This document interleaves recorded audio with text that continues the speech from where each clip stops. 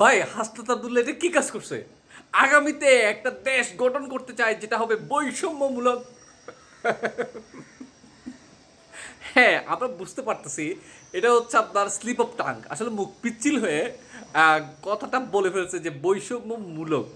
সে হয়তো বলতে চেয়েছিল বৈষম্যহীন একটা রাষ্ট্র গঠবে তারা, কিন্তু ডাল মে কুচ কালা হে ভাই, অনেক সময় মুখ ফসলেও কিন্তু সত্য কথা বের হয়ে যায়।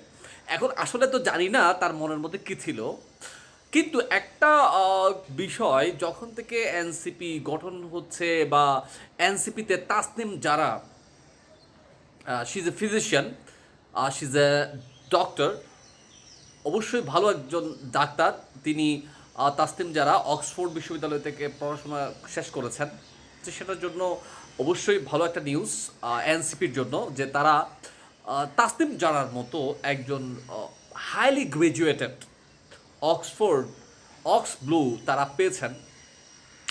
আমার কেন জানি মনে হচ্ছে, আসলে আমার তো পার্সোনাল একটা থিঙ্কিং আছে, আমার মনে হয় যে তাসনিম যারাই হচ্ছে এনসিপির জন্য একটা গোল্ডেন গার্ল। তাসনিম যারা ছাড়া এনসিপিতে আর কাউকে ভাই আমার সৎ মনে হয় না ভাই, এটা সত্য কথা, এটা ইজ মাই পার্সোনাল অপিনিয়ন। আমি আমার মত প্রকাশ করতেই পারি। তাসনিম যারাকে আমার মনে হয় সে একজন গোল্ডেন গার্ল। সে দেশের জন্য যদি থাকে, যদি বাংলাদেশের রাজনীতির সাথে যদি অ্যাডজাস্ট হতে পারে, তাহলে দেশের জন্য ভালো কিছু করতে পারবে, মানুষের জন্য ভালো কিছু করবে। তাকে ছাড়া আর এনসিপির কাউকে আমার তেমন একটা পার্সোনালি আমার পছন্দ না ভাই।